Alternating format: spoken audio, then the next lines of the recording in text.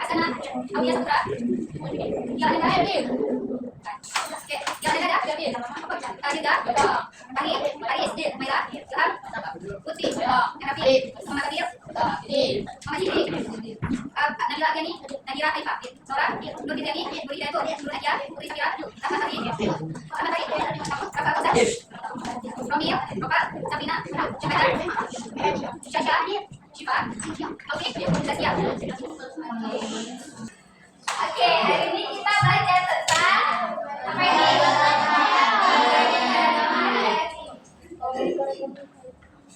Ada yang tahu apa itu keanekaragaman? Banyak jenis. Ya, bermacam-macam. Kalau hayati itu tadi seluruhnya hidup.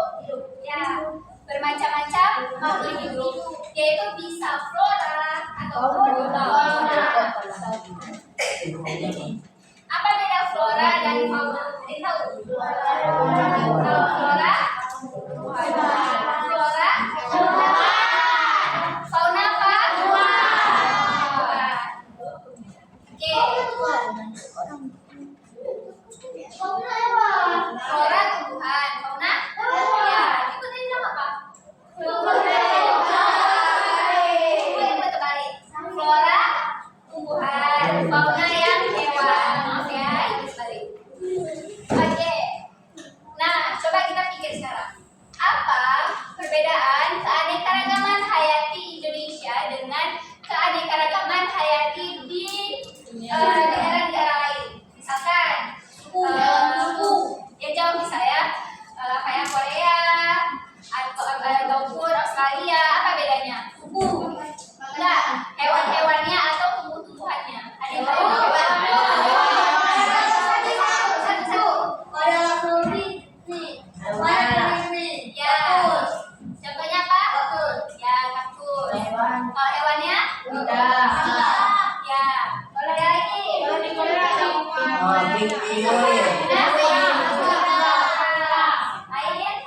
lagi yang tahu. Misal di Brazil ada apa dia? Ada buaya.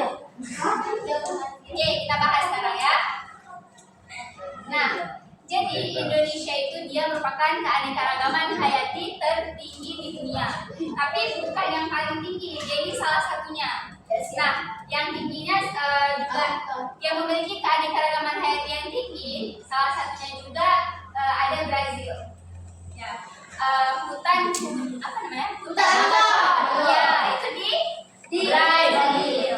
Nah, di hutan itu dia banyak, ada floranya beragam, faunanya beragam. Kemudian kalau di Indonesia dia itu ada hutan hujan tropis. Kemudian ada padang savana. Kalian tahu savana? Tahu. Apa savana? Padang rumput. Ya, dia padang rumput yang luas, tapi bukan dengan tumbuhan-tumbuhan yang tinggi-tinggi. Dia itu dengan rumput-rumput rendah. Hampir kayak gitu. Tapi itu kan rumput semua. Ini ada juga tumbuhannya, cuman nggak perlu kayak hutan hujan tropis. Kemudian ada pantai. Di mana kalian bisa temui pantai di sini?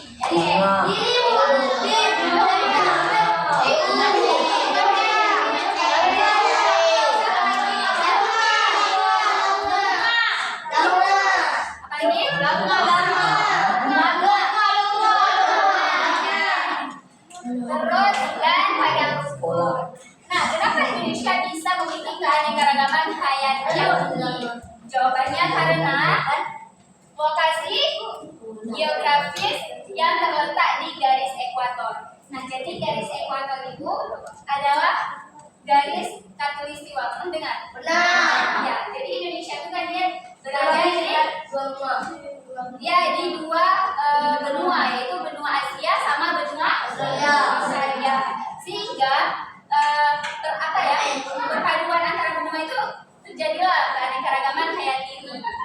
Kita ada yang hewan yang mirip hewan di Asia, ada juga yang mirip Australia. Oke, kita bahas sekarang. Ini apa nih? Ini flora atau fauna? Fauna dan flora. Ada yang tahu ini apa? Bunga.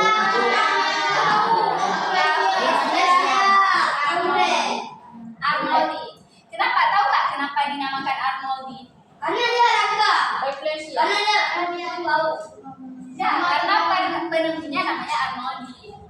Makalah namanya Rafflesia arnoldi. Nah, dengar dulu. Selain ada Rafflesia, ada juga Meranti. Kemudian ada Cendana, Tubuh, Oke, itu kayak sekarang. Kalian pernah dengar nggak bunga bangkai? Ya, pernah ya. Nah, jadi bunga bangkai, apa beda bunga bangkai sama bunga rafflesia nih? Ya, kesamaannya mereka sama-sama bau. Bedanya, kalau bunga ini dia nggak punya pohon, nggak punya akar, dia cuma bunga kayak gini aja nih. Dia cuma punya apa ini kelopak bunga, langsung nempel di pohon lain. Jadi kalau nempel dia parasit, dia ambil makanan sama tumbuhan lain. Tapi kalau satu lagi apa namanya bunga bangkai itu jenis yang lain bukan yang ini. Dia bau juga, tapi dia punya batang, punya daun, kayak tumbuhan pada umumnya. Jadi dia hidupnya sendiri, mandiri, nggak parasit, nggak ambil makanannya ke tumbuhan lain. Itu bedanya. Ya. Kalau ini namanya Rafflesia arnoldi. Nah, ini dia yang kita bahas tadi. Persebaran fauna di Indonesia. Jadi Itu Australia. ya, dia itu dibagi menjadi 3. Spesifik apa? Nah, Pak. Ya, dia dibagi menjadi 3. Ada Asiatis, Fauna British. sama dia tadi. Nah, kenapa ini bisa terbagi? Karena tadi Indonesia terletak di antara dua benua Asia dan Australia. Oke. Ini dia hewannya. Nah, kalau hewan yang di Asia yaitu jenisnya berukuran besar dan kecil. Contohnya itu ada gajah. Coba nih, gajah. Kalau fauna Australia apa ciri-cirinya? Kenapa? Kesini aja.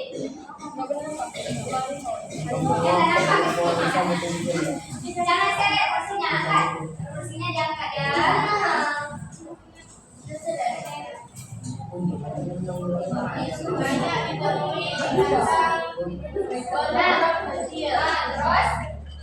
tergantung nyusuin, sekarang bahkan tidak ada jenis hewan kera. Tahu kera? Ya, dan jenis ikan air tawar. Nah, contoh hewannya. Kalau kera lihat itu dia setengah-setengah. Dia ada yang mirip ke fauna Asiatis, ada yang juga yang miripnya ke fauna Australia. Nah, contohnya tadi terus kuda. Oke, nah, sebelumnya ibu mau tanya, kalian tahu nggak apa ciri khas dari flora ataupun fauna yang ada di Indonesia? Ciri khas kita. Ciri khas hewan atau tumbuhannya apa? Kalau tumbuhan itu kasih contoh satu, Rafflesia arnoldi tadi. Itu ciri khas Indonesia. Kalau kita ke Korea, kita nggak akan temui Rafflesia tadi. Kucing ada. Nah, ya, orang kita bukan sini. Ini orang kita beda lagi. Nah, orang hutan itu salah satu ciri khas yang ada di Indonesia. Nah, gajah. Ya, betul. Ada lagi harimau. Boleh tahu nggak harimau di Sumatera itu ada punah? Ya, betul. Karena pemburuan. Ya. Kalau di Jawa itu harimaunya memang udah punah. Sehingga gimana cara kita lakuin, apa yang kita lakukan supaya hewan-hewan itu tidak punah, yaitu dengan cara konservasi. Oke, kita bahas dulu satu-satu. Pengaruh manusia terhadap yang pertama, siapa yang bisa kasih ibu contoh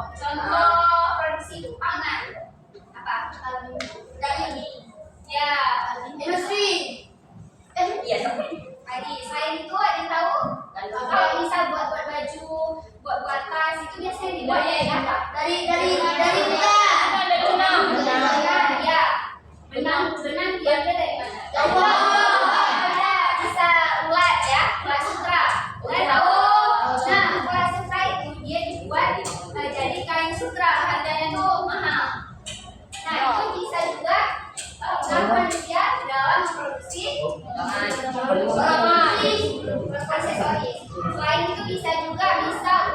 Kulit ular pernah kan kalian dengar dibuat jadi tas? Bisu biawak kan juga, masalahnya biawak.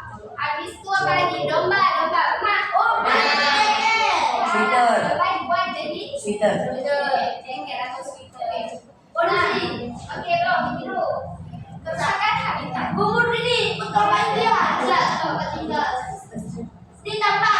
Jadi kalian pernah kan pas waktu kita 2005 bulan 12 apa yang terjadi? Apa dampaknya? Mati lampu. Nah itu semua terjadi karena itu kan bulan Desember itu kan masa hujan kan? Nah bulan hujan.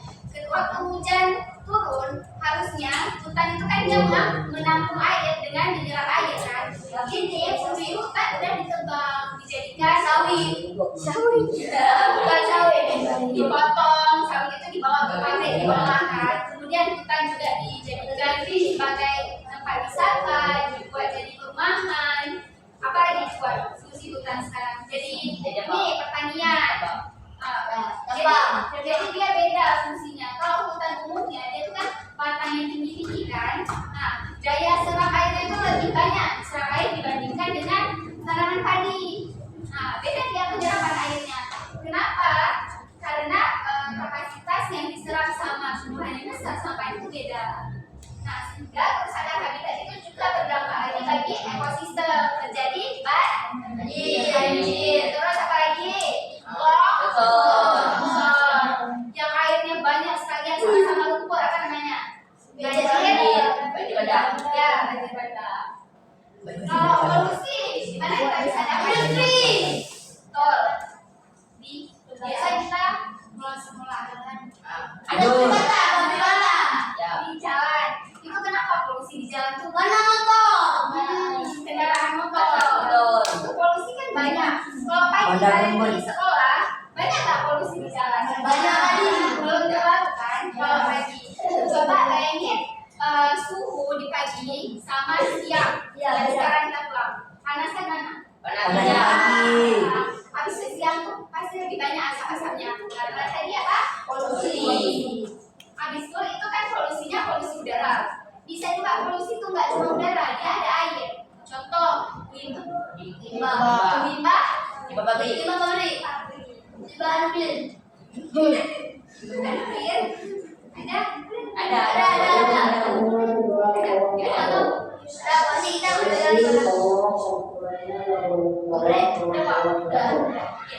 Nah, kalian tahu di Kongan sana ada satu pabrik semen. Namanya Andalas. Itu pasti ada limbahnya. Kalau limbah dari pabrik itu nggak dikelola dengan baik, maka air di sekitar pabrik itu akan tercemar, akan kotor. Balik lagi ke ekosistemnya tercemar. Nah, cara supaya kita jaga ekosistem biar tetap asli, biar tetap utuh, biar bisa untuk anak-anak kita ke depan, caranya dengan konservasi. Ada yang tahu apa konservasi?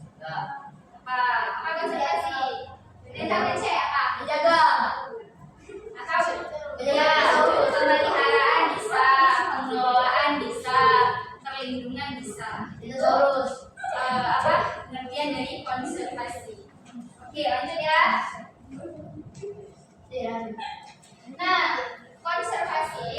Jadi konservasi itu dia ada dua metodenya. Ada in situ, ada ex situ. Kalau in situ itu pelestarian keanekaragaman hayati di habitat alamiah. Di habitat kita, habitat harimau, gajah, singa, itu kan di hutan. Kita hujan tropis gitu kan.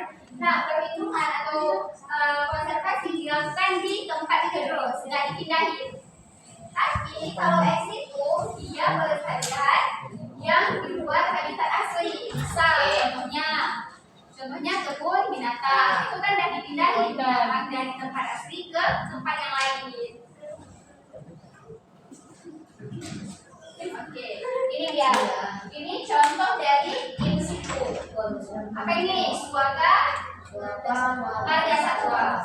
Kemudian ada cagar jadi kalau in situ apa yang udah tadi yang alami apa buatan? Alami. Alami di habitat aslinya ya. Nah kalau suaka marga satwa dia adalah kawasan yang khusus dibuat untuk melindungi satwa tertentu. Jadi misal contohnya di Aceh di Rawa Singkil itu terdapat satu suaka marga satwa. Nah di situ apa fungsinya adalah untuk melindungi habitat orangutan di Sumatera. Di Aceh khususnya orangutan ini dia apa ya kepunahan itu udah hampir punah kategorinya. Udah nggak banyak lagi spesies orangutan yang ada di Sumatera. Makanya dilindungi. Salah satu tempat habitat asli si orangutan ini adanya di Singkil. Nah, habis itu ada cagar alam. Kalau ini kan satwa, tahu nggak satwa apa? Satwa itu adalah makhluk hidup yang ada di suatu tempat. Bisa itu flora, bisa itu fauna. Nah, biar kita mudah untuk jelasinnya disebutlah satwa. Nah, kalau misal cagar alam, dia bukan melindungi satwa tertentu, tapi yang dilindungi adalah keseluruhan ekosistem, keseluruhan dari tempat alami itu. Contoh, misalkan cagar alam anak Krakatau. Ada yang tahu apa itu anak Krakatau? Itu gunung berapi. Ya, gunung berapi. Ya. Nah, jadi anak Krakatau ini kan gunung berapi. Nah, di kawasan itu dia dijadikan sebagai cagar alam, dilindungi kawasannya agar ekosistem alami di kawasan tersebut tetap terjaga. Itu fungsinya. Nah, selain itu juga ada cagar alam kawah ijen. Tahu kalian kawah apa? Kawah itu dia di sekitaran juga gunung berapi. Kan ada tuh lahan-lahan panas tuh, dia membentuk kayak kawah. Sehingga kawah ijen ini jadilah sebagai salah satu dari cagar alam. Terletak di habis itu contoh lain dari yang situ ada Taman Nasional. Kalau Taman Nasional ini dia pelestarian alam yang memiliki ekosistem aslinya hampir mirip dengan cagar alam juga. Dan sistemnya itu dikelola dengan baik, ya. Contohnya itu ada Taman Nasional Gunung. Tahu nggak kalian di mana? Di Sumatera juga, antara Sumatera dan Aceh. Antara Sumatera dan Aceh, cuma itu tepatnya nggak tahu di daerah mananya itu juga. Ada beberapa di Medan ada, kalau di Aceh itu ada di ada namanya Loser, apa namanya Ketambe itu lewat apa namanya daerah Belitung Aceh? Aceh Singkil, Bukan bukan Singkil. Tamiang. Oh kan?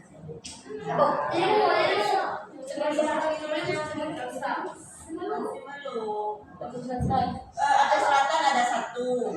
Aceh Selatan itu nanti dia namanya Suwa. Ibu potong sedikit ya, ya. Suwa itu khusus dia daerah rawa. Terus kalau yang ibu bilang tadi Ketambe itu di Kota Cane. Kedengar? Itu juga ada. Jadi dia perbatasan pas seperti dibilang Ibu Penda, perbatasan antara Sumut dengan Aceh. Kalau di Sumutnya nanti ada namanya Angkahan, terus gajah banyak biasanya. Ya biasanya mahasiswa yang tertarik dengan satwa ataupun apakah hewan atau tumbuhan itu biasanya mengambil, kalau kuliah itu kan harus buat tugas akhir, ada namanya skripsi. Ya. Buat skripsi. Nah mereka penelitiannya itu di Lauser tadi. Biasanya ada beasiswa, jadi dikasih uang biaya, kamu tinggal datang, kamu ambil datanya apakah mau hewan atau tumbuhan. Nanti kamu buat laporannya, kamu presentasikan ke depan pada saat skripsi. Duitnya juga biasa dibantu untuk 3 bulan penelitian, bahkan ada kalau orang itu sampai 6 bulan penelitiannya. Jadi selama 6 bulan itu, contoh kalau dulu di Ketambe pas penelitian itu 6 bulan penelitian, selama 6 bulan kamu makan apapun di sana ditanggung. Yang penting kamu ambil data. Jadi jangan malas untuk belajar. Lanjut Bu. Nah, tadi in situ yang alami. Kalau ini ada ex situ. Kalau ex situ berarti buatan manusia. Nah, dia ini ada yang pertama contohnya kebun binatang safari di Janto. Tahu? Ada yang pernah pergi? Nah, jadi namanya itu ada burung putih bersari. Jadi di situ itu bukan habitat alaminya, tetapi misal ada harimau dari hutan mana diambil dikumpulkan ke situ. Jadi tempatnya itu penangkarannya itu di sini. Nah, dijadikanlah satu tempat namanya kebun binatang Janto. Dan ini buatan manusia, bukan habitat alaminya yang kayak tadi. Nah, habis itu ada juga Taman Hewan Pematang Siantar. Ada yang dari Medan? Yang pernah? Contohnya Nggak ada. Ada yang pernah ke Siantar? pernah. Pernah. Puas kan tempatnya? Ya. Jadi di Siantar itu dia banyak kali hewan, misal kayak harimau. Itu memang harimau aslinya. Habis itu ada apa ya? Burung-burung. Apa lagi di situ? Jerapah ada juga. Dan monyet itu nggak cuma satu jenis monyet. Ada juga monyet yang kadang kita nggak pernah lihat di tempat lain, di situ ada. Nah, ini juga salah satu dari contoh konservasi eksklusif. Kemudian ada kalau ini kan apa nih? Fauna. Ini fauna. Kalau ini flora. Flora ini berarti yang dikoleksi, yang dikonservasinya adalah tumbuhan. Nah, ini ada di Bogor, yaitu Kebun Raya Bogor. Itu melestarikan jenis flora langka.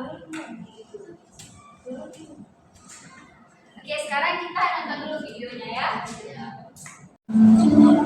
Kita perlu untuk membahas bagaimana manfaat konservasi, tentu dari aspek ekologi dan juga ekologi. Manfaat secara ekologi adalah terlindungi keanekaragaman hayati melalui keseimbangan ekosistem, sehingga terbebas dari ancaman bencana. Keseimbangan ekosistem yang tercipta dapat melindungi manusia dari bencana yang dahsyat, seperti banjir bandang ataupun kekeringan. Manfaat dari segi ekonomi itu tersedianya sumber sandang pangan dan pakan yang berlanjut. Selain itu, jika dikelola dengan baik, maka dijadikan sebagai sumber penghasilan, misalnya dijadikan sebagai tempat wisata. Nah, untuk itu kita juga perlu bagaimana sih metode konservasi, baik itu secara in situ ataupun secara ex situ. Metode secara in situ merupakan upaya pelestarian keanekaragaman hayati baik berupa flora ataupun fauna yang dilakukan di habitat asli spesies tersebut.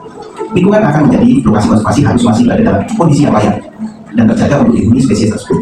Contohnya adalah taman nasional, cagar alam, atau suaka pada saat. Berbeda dengan konservasi in situ.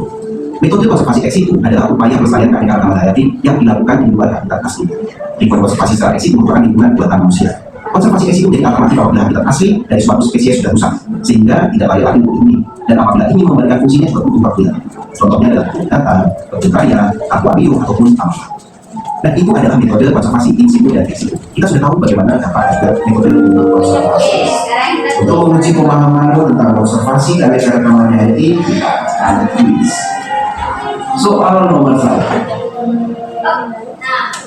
apa soalnya? Konservasi keanekaragaman hayati bertujuan untuk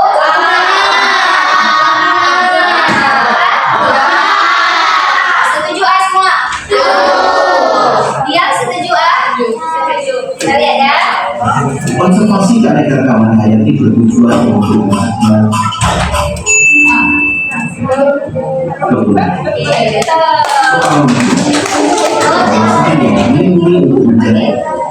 Kawasan yang dilindungi untuk menjaga ekosistem alami disebut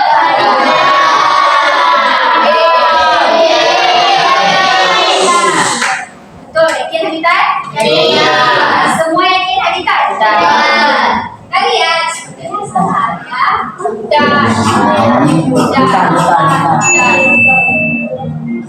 suara. Apa tadi? Habitat alami. Ibu kan udah bilang habitat alami in situ. Kalau in situ apa aja contohnya? Warga apa? Suaka, warga, satwa. Satu lagi ada taman nasional. Berarti jawabannya berarti berapa udah? Oke. Penangkaran hewan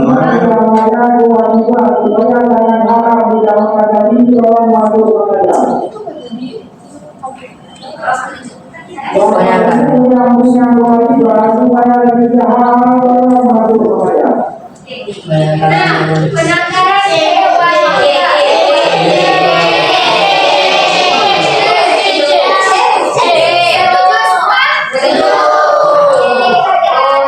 salah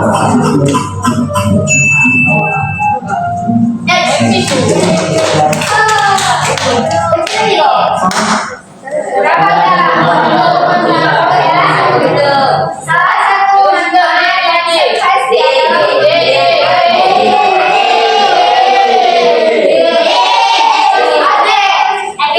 konservasi Satu manfaat konservasi adalah menjaga keseimbangan lingkungan. Metode konservasi yang dilakukan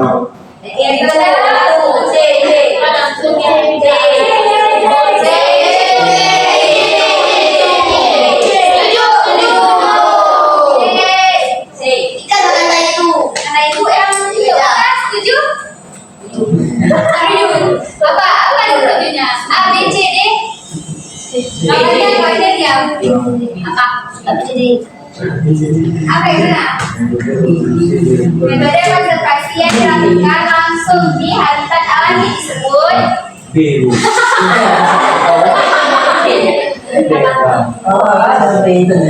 apa nah? B. Oke, bagian yang lain apa tadi?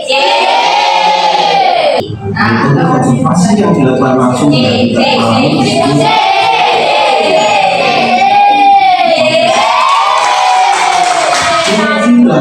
Nah, jawabannya sih ya.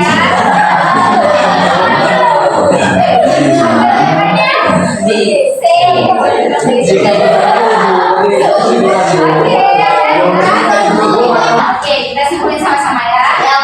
Jadi kita hari ini belajar tentang keanekaragaman hayati.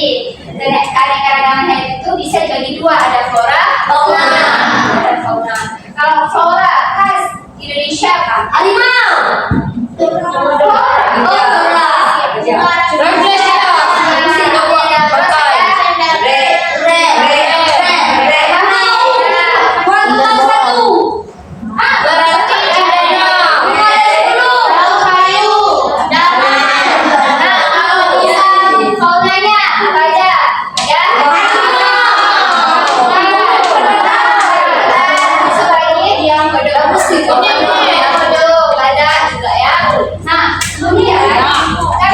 Indonesia terletak di dua benua,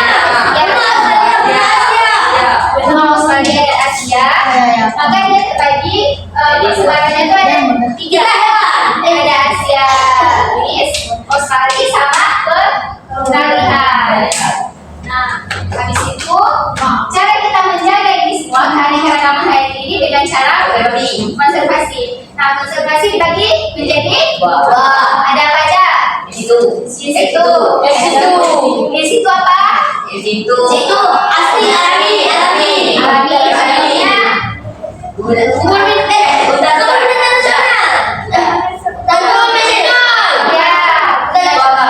suaka marga satwa, itu ada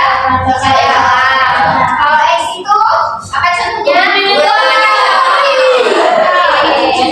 Jadi kita belajar hari ini tentang yang tadi kita diskusikan. Oke, sekian dari Ibu pembelajaran kita hari ini. Ibu akhiri. Assalamualaikum warahmatullahi wabarakatuh. Waalaikumsalam warahmatullahi wabarakatuh.